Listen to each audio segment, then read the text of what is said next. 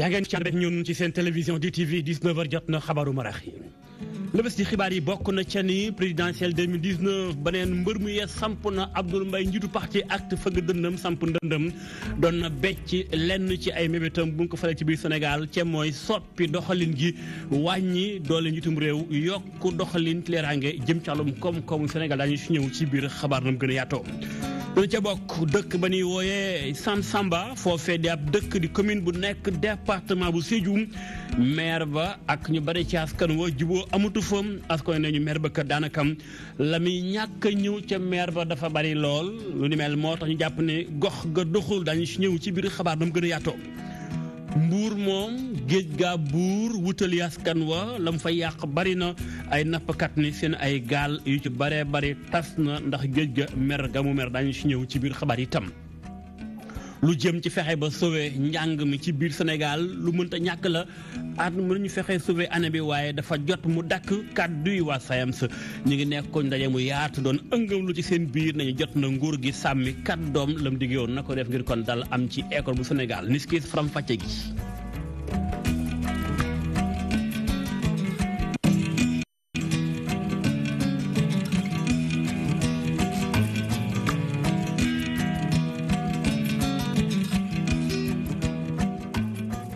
mbokk yi asalaamaaleykum wa rahmatullah gërëm leen ci ànd beek ñun tàmbali xabaaru maraax yi jëm ci wàllum politique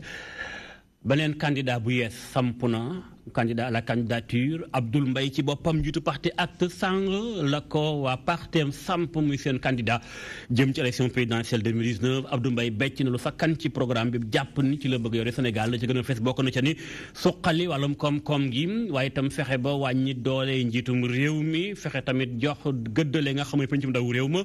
lii ak leen ci ay mbir bokk na ci li mu waxtaane ci kanam mbooloo mu sakkan nekk ak waa partem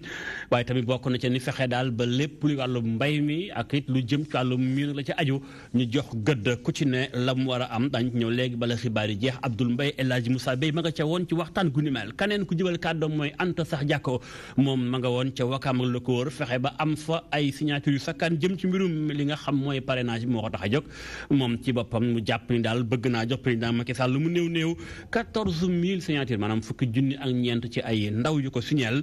ñu teewlu kàddoom dénk na ko suñu reporter. signature yi dañ ne 14000 mooy fukk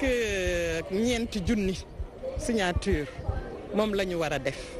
ñi ngi ci nag signature yooyu defe naa ne dina jafe du jafe kenn du ne jafe na parce que président de la république lim fi def tey dafa leer ñëpp teg ci seen bët muy réalisation yi nga xamante ne buñ ne opposition kenn du ko bëgg a tudd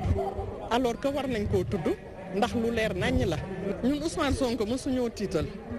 beneen opposant mosuñoo tiital Ousmane Sonko dafay doog a ñëw ndaw la te ñun ñëpp xam nañ ndaw bu ñëwee ànd ak benn dynamique moroomu ndawam yet dañuy ànd ak moom ci dynamique boobu kon te loolu kenn du wax ne Ousmane Sonko dafa ñu tiitaluñu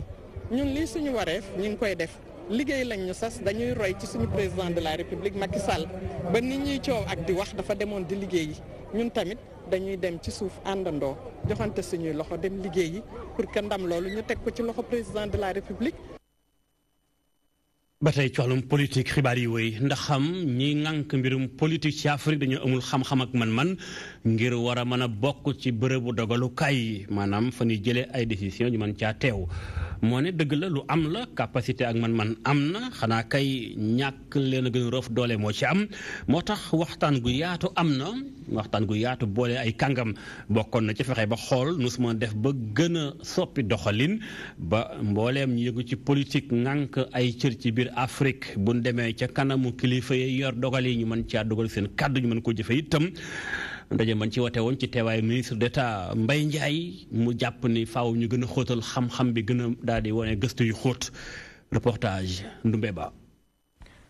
mu lëkkale ñetti réew bokk na ci Sénégal Togo ak Côte d'Ivoire bi le mini projet PIPA Sénégal 2018 li mébétam mooy feeñal li jiitu projet de loi bi soxal li mu fanweer boo jël ci téeméer yu ndaw ci bërëb yi nga xam ne ci leen di tànne loolu nag lu ko waral mooy danoo nemmeeku ndaw yooyu dañ leen di fàtte fépp fu ñuy nasee ak nocci Quand vous aspirez à l'innovation, bu nekkee ne da ngeen bëgg a indi ay gis-gis yu yees ak i doxalin faaw ngeen dem si bu baax ak setantal xàmmee bu baax yi tamit fi ngeen di teg seen tànk ngir gën a yeey ñi ngeen ko séqal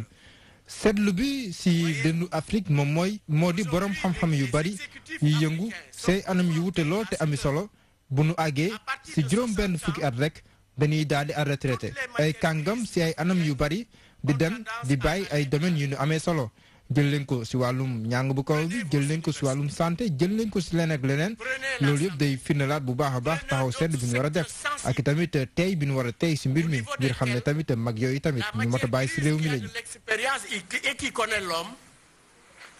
tend à se retirer de l'activité professionnelle. suñu sukkandikoo ci ministre d'État Mbaye Ndiaye ndaw yooyu am taxawaay dodoo war a am ay pexe ngir mën a gëmloo askan bi ci li jëm ci dogal yi sokkeekoo ci wàllu politique.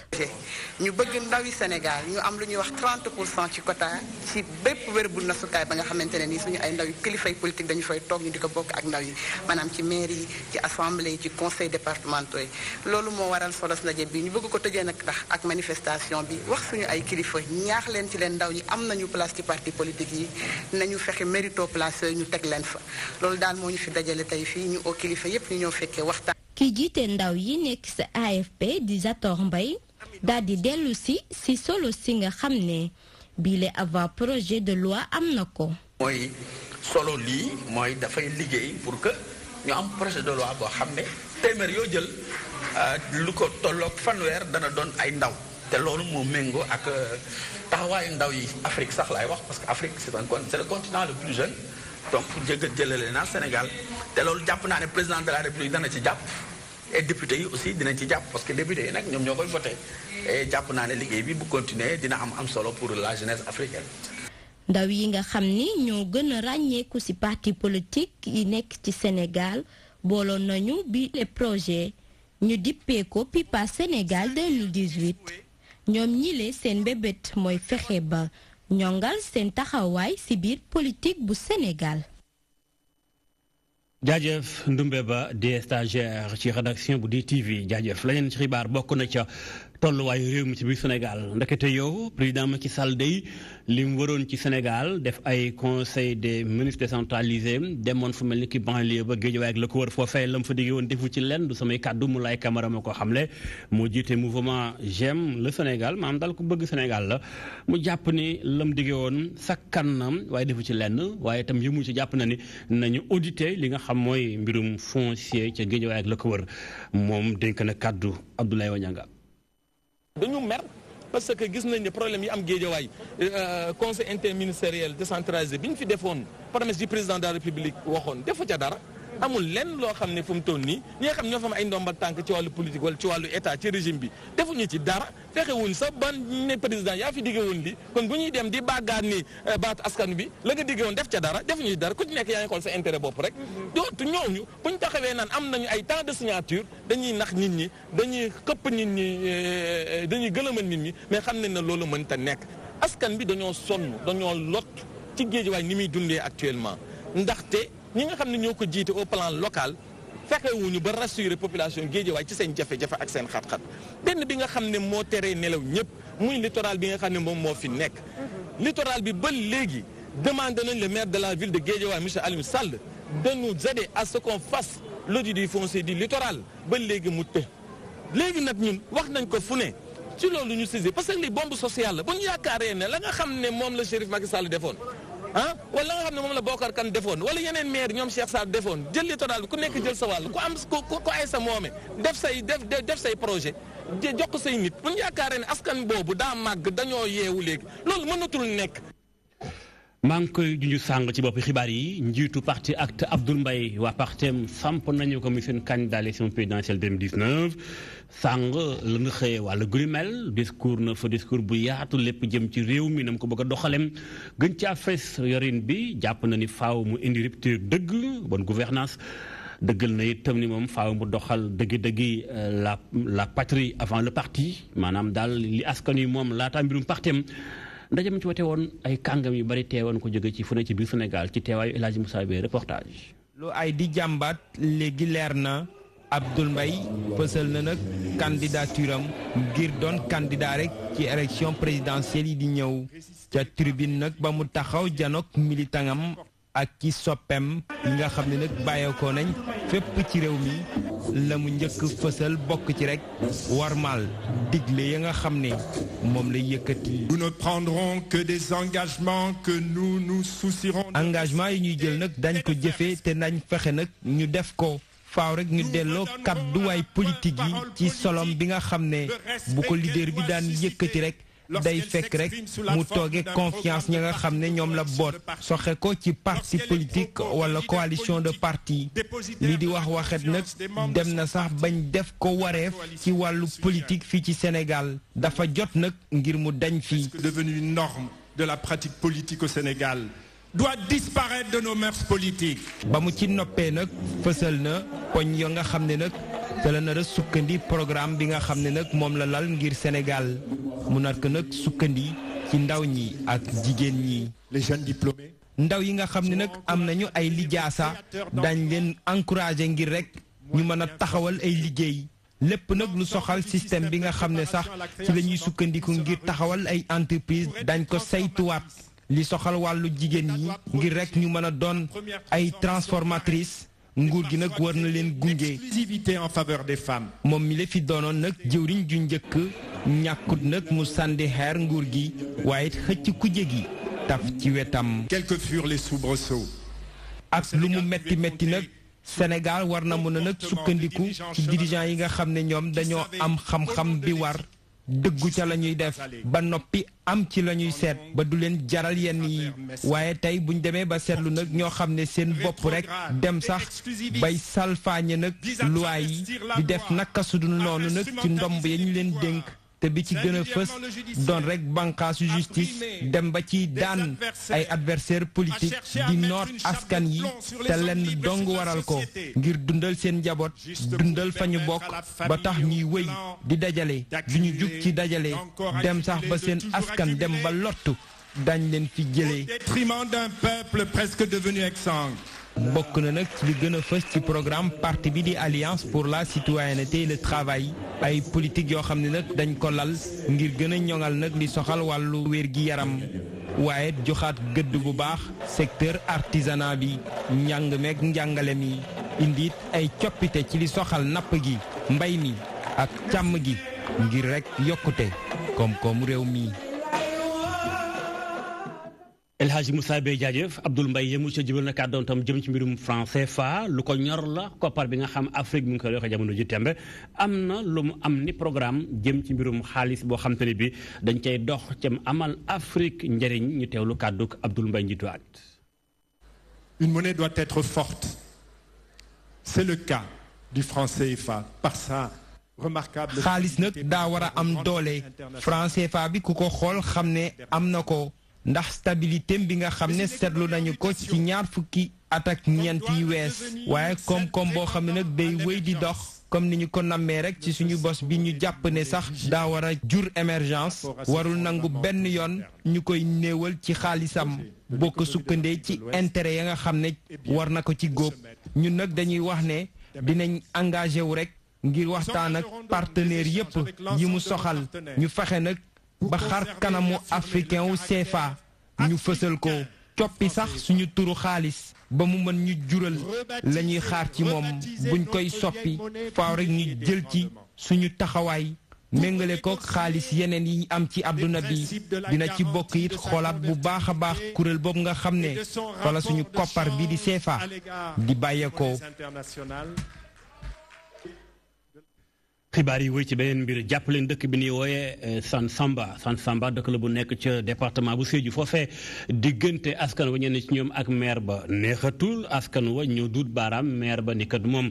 du teew la muy absenté dafa bari lool ñoxor njaay mu génn dëkk ba na ci leneen mbir moo taxit gox ba la mu bari lool ci gànjar ak ay meññeef taxul gox ba mën a suqaliku ci wàllum koom-koom am mouvement nag taxaw na mouvement boobee ñoom nee ñu daal dañoo bëgg a jël mbir yi ak seen loxo yi bopp ngir doxal kom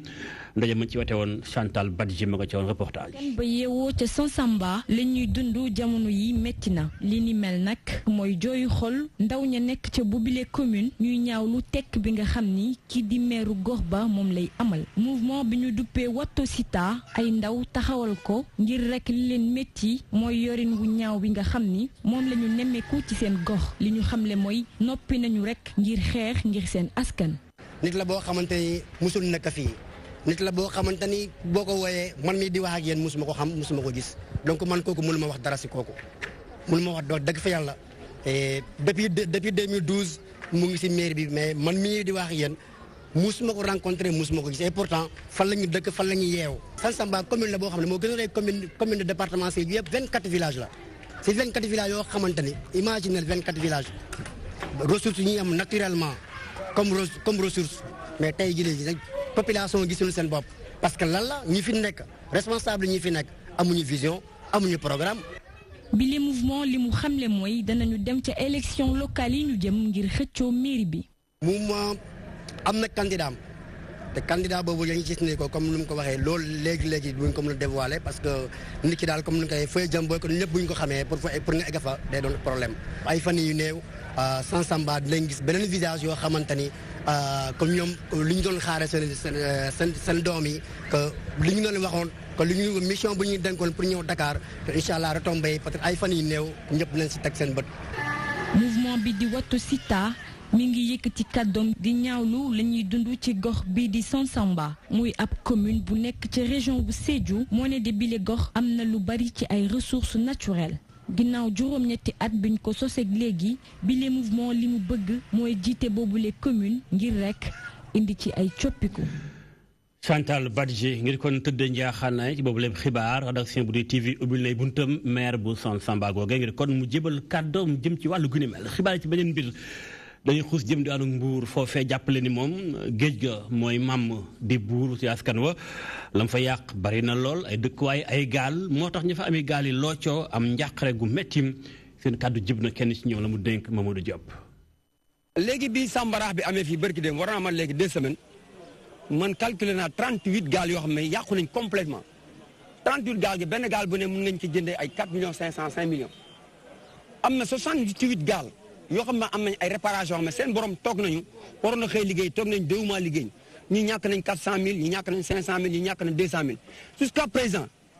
ñi nga xam ne ñoom ñoo fi nekkaloon nappkat yi demuñu à travers l'État pour réclamer loolu donc ñun soo gisee ñuy kaas suñ kaas yu bëri yëpp pas kaas mais di revendiquer mooy ñi nga xam ne ñoom la fi état bi teg diggante ak nappkat yi état bi ñoom ñu waroon lu yàqu rek ñu dem ne état bi kat moo li yàqu leen nangam mais si bu ngeen rappelé woo tuuti bi béykat yi yàqulee seen jur yi même pas une semaine président moo jógal boppam spécial dem jox leen 5 milliards li gaal yi yàqule moo ëpp li nag yi yàqule buñ ko évalué ñun ñàkk nañ fi 350 millions. waa Mbuur di jooy ndax géej gu buur wutali askan wa ñeneen ñu am njaaxle mooy jàngalekatu Sénégal yi ñenn ci ñoom di waa SAEMS ñoom ñoo xëy am ndaje mu yaat ci seen biir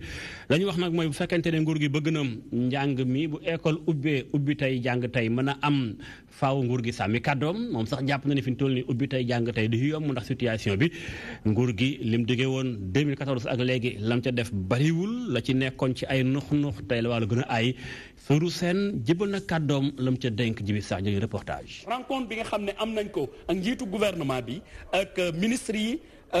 permettre nañu ñu ñëwoon ci question passerelle professionnelle yi wane ni quota bu ñu joxe woon wax dëgg doyuñu woon ñëwaat encore ci corps des administrateurs scolaires biñ ñu waxee note d'orientation bi dafa génn ak terme de référence yi ñun yaakaaroon nañ ni waroon nañ weesu foofu parce que atelier la ñu war a def pour partager ci question bi ci lenteur administrative yi gis nañ ñetti guichet unique tenir nañ ko mais li wérte wóor mooy lenteur yi réalité la encore donc li koy mën a fànq mooy ñu dem vers la dématérialisation bu ñu duggee système de dématérialisation loolu dinañu mën a permettre ñu dépasser question boobu wax ni rek ubbi tey jàng tey pour ñun dafa nekk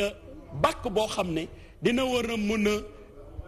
mobiliser ñi nga xam ne ñooy acteurs yi ci système éducatif yi parce que nag ubbi tey jàng tey boo ko déggee dafay wund que képp koo xam ne am nga part ci situation scolaire bi nga war ko jouer correctement te loolu du ci rek jàngalekat yi ñu ne leen le 2 ngeen commencé seen jàngale le 2 boobu ñoom ñu ñëw déedéet parce que même ñoom bu ñu ñëwee le 2 mais malheureusement dafay fekk ni condition pour commencer jàngale bi amul li tax amul mooy école bi dañ ko war a nettoyer ba mu set wécc dañ ko war a désinfecter dañ war a xool tablement yi yàqu xool lépp lu ñu war a def pour que xale yi ak jàngalekat yi bu ñu ñëwee mais ñu mën a fekk un milieu boo xam ne dina propice au travail mais malheureusement naa matuwaay yooyu bu dee jëluñu ko par anticipation en amont mais bien sûr ubbi tey jàng tey du nekk une réalité mais nag wax ko du yàq dara parce que buñ ko waxee rek xëj na dina fàttali ku nekk la nga xam ne war nga ko mën a def ba plus tard loolu mën a nekk une réalité. bu fekkente ni ubbi tey jàng tey nar na xajam faneen tam fu nar a am xajam mooy étudiants yu Sénégal yi ak université yu Sénégal ndax lu ko indi mooy yéex bi ni yéex a fay bourse yi yéex a fay bourse yenn saa yi day tax étudiants yi buur jàkkaarloog ndawi buur mu am ay étudiants dem ba ci ñàkk seen bakkan ci loolu directeur des bourses Lansana Konaté jàpp na ni mbir mi ay pexe ñu ngi ci tàmbalee am ñu nekk Sénégal ak bitim réew di ay étudiants dañ def kem kàttan ba ren ji moom du am benn gàllankoor professeur Lansana Konaté am na lu mu dénk DTV. ñëpp xam nañu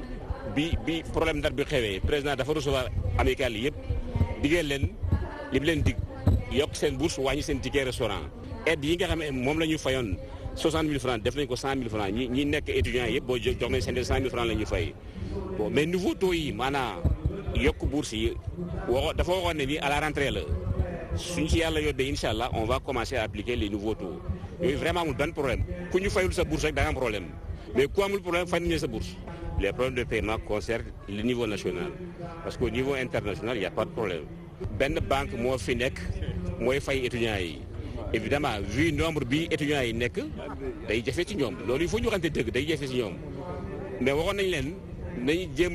un péré pour yombal liggéey bi pour yombal payor bi maanaam rangi métti yi ci lañu nekk léegi nii dañuy fay booy par nu mu tudd fii la par Wari wala Wizall mooy agence de transfert d'argent yi bon ça c'est des solutions alternatives qu'ils ont expérimentées mais li ci wóor daal mooy ñoom ñu ngi ci xalaat lan lañ koy kii parce que ñun suñu wàll man sama wàllu bopp du man maay fay donc waa banque bi ñooy seet quelle solution la ñu mënoon am na et puis. ginnaaw ceewal bourse yi musuma def tam ba ñaar élèves yi ba nu gën a góorgóorlu ci njàng mi boo demee ci Wakam foofee am na fa mouvement bopp dafa taxaw temm Sénégal ñu ni neen ñooy jóg te neexal élèves yi gën a xarañ ci njàng mi lañ ci bëgg mooy ñaax leen ba ëllëg si biir ñeneen ñu mel ni ñoom gën a góorgóorlu ndaje ma ci wate woon Jibi Saax Joni ma nga ci woon reportage. njàng meek njàngale mi lu am solo ci réew ngir mu mën a développer di loo xamante ne ni waa mouvement 2.sn bu Wakam xam nañu ko lool ngir gën a ñaax ndongo yi nekk ci boobee koñ ngir ñu gën a yokk seen loxo ci wàllu njàng mi ñi bokkee ci boobee mouvement ci la ñu jëlee initiative daal di amal ab ndaje muy yaa ngir kañ ñi gën a xarañ ci wàllu wi. tableau d'honneur jëm ci kaw ñooñee nañu sargal am nañ fi ay moyenne 16 moyenne 17 am nañ fi très bien ay mention très bien ñi faible ñi bokkuñu ci waaye nag beddiwuñu kenn ñoom ñi ngi sax toog di seetaan ndax solo si dëgg-dëgg mooy ñu mën a xool roy lu baax ne déwén kat su ma morom su ma naataangoo bi ni mu def ba ñuy sargal ko jokkaraay yi ma ni itamit dinaa def suñu kéem kàttan ngir ma nit ma mën a taxaw fii ñu mën maa sargal objectif bi 800 élèves 1000 élèves la woon waaye nag jot na noo distribuer 850 kits scolaires. ndaje bi nag ñu ngi ko amal ci Wakam ci teewaayu nag responsable politique yi nekk ci APR ya nekk ca boobee gox mu nekk sax ab prox ndoll ci ñoom ngir ñu jëmmal wàllu li ñuy wax excellence ci seen gox. booy Wakam lañ dëkk fii booy jàng nañ ba at bi jeex def nañ seen examen comme ça se fait partout on vient primer les meilleurs élèves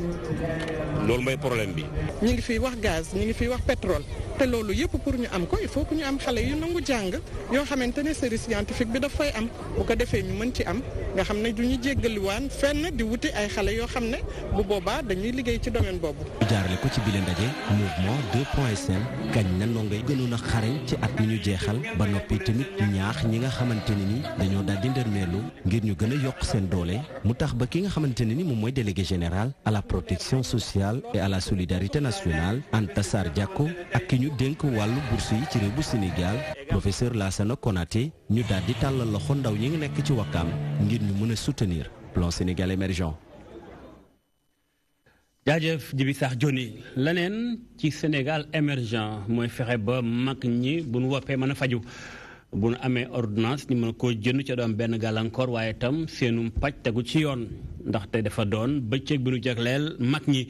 muy bis ni tey fanweeri fan septembre gile lu ni mel moo tax mag ñi seen kuréel benn ëmb ñoom nee ñu li ñuy sàkku leen rek la ñu gën leen a yëg gën leen a fulaal faydaan leen waaye itam gën leen a bàyyi xel ñenn ci ñoom seen kàddu jib na lañ ca dénk Mansour Sow. dañu ñëwoon fii pour célébrer journée internationale des personnes âgées donc jàppale leen wan leen que ne ñun fàttewuñ leen par rapport ak li nga xamante ne moom la ñuy dund chaque jour te ñun itamit par rapport ak fi ñu féetee lépp lu ñu mën pour fexe seen faj gën a yomb ñun ñoo ngi koy def loolu moom moo tax tey ñu organiser lii jël spécialiste yi nga xamante ne ñoom la ñuy soxla moo xam dentiste la wala ophtalmologue bi wala cardiologue bi wala dentiste bi ñu ñëw fii dajale leen su ko defee ñoom ñu mën leen saytu xool naka lañ leen di dimbalee su weesoo tamit ñun ñu jël suñu wàll dem seesi leen seen biir domicile seen kër yi def benn suivi pour xool par rapport ak yi nga xamante ne moom la ñu jëlee fii naka lañ leen di jàppalee ba ñu dund ko seen biir kër yi muy wàllu soins à domicile. D'ailleurs suba sax prévoir nañ def benn panel boo xamante ne dina wax ci soins à domicile naka la ñu war a nekkee si seen biir kër yi naka la ñu war a fajoo foofu. Vraiment initiative bu baax la ndax jàppale néew ju doole yi surtout mag ñi mais du ëllëgee IPRES gis naa ko ci mais nag IPRES soo xoolee ci ñi muy jël ci mag ñi daanaka 15 à 10% la par rapport ak ñeneen ñi parce que ñi nga xam ne liggéeyuñu pour mën a am la pension nécessaire c'est-à-dire la couverture médicale bien vrai que depuis l'État a fait beaucoup de progrès pour jàppale ñi nga xam ne ay personnes âgées lañu mais ba tey des na ndax nit kuy bay wala ouvrier bu liggéey ba màgget amul retraite couverture médicale am du yomb kon dañu war a gën a yokk ndimbal li te di ko aussi siiwal ndax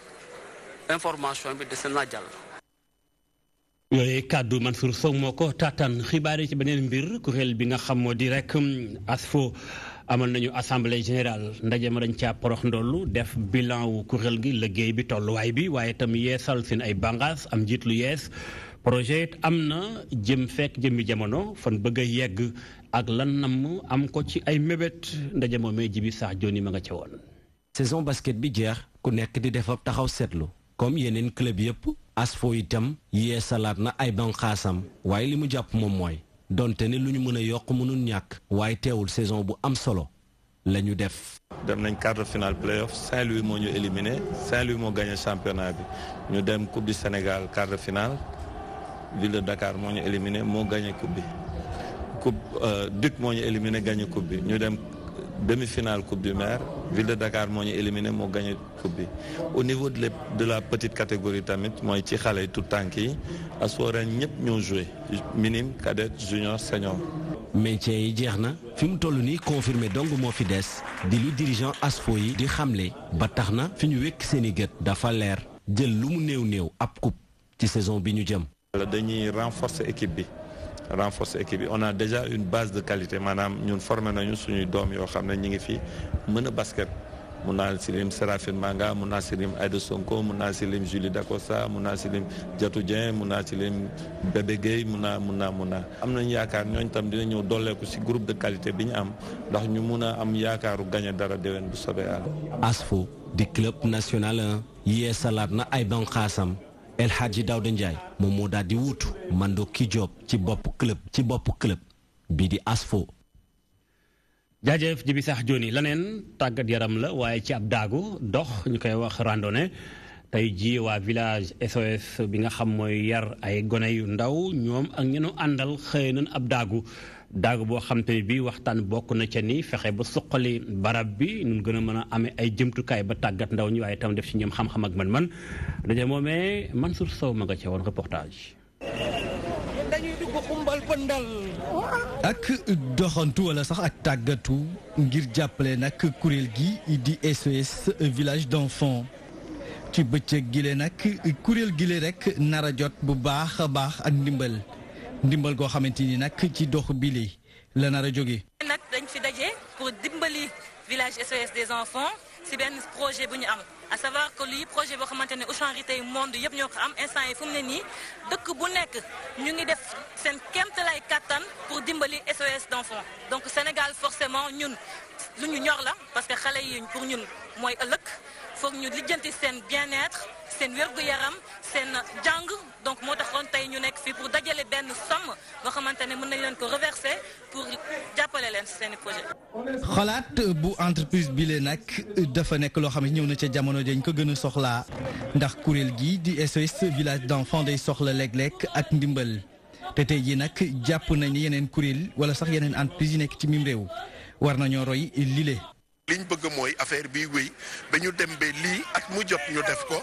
mais aussi bëggoon nañ weer wu dee mu am organisation boo xam ne entreprise boo xam ne dinañu ko defal bu dul dara sax ñu génn dox parce que dox déjà di nga ci jëlee wér gu yaram en plus de liñ ciy jëlee. ci yor-yor gi lii wàllum tàggatu ñëw na rek ngir jàppale solidarité maanaam jàppale nag kuréel gii di SOS village d'enfants. tu jëm nag ci wàllum dund pour ndaw ñi fay nekk tey jilee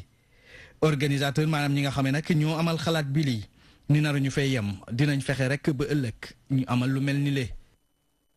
gërëm leen ci ànd beek ñun li moo la flaaj ci xibaaru marax yi dana amal xabaar incha allah niskis bu 20h jotee ci français Mouhamadou Diallo moo koy faram fàcce ñaan la ñu bokk fanaan jàmm suñu programme illa li xaram.